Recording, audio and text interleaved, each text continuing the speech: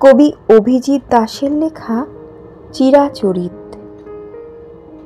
দিনের আকাশে সূর্যই সুন্দর, রাতের আকাশে চাঁদ। ভয়ে যখন কম্পিত বুক, হাতের মুঠোয় হাত।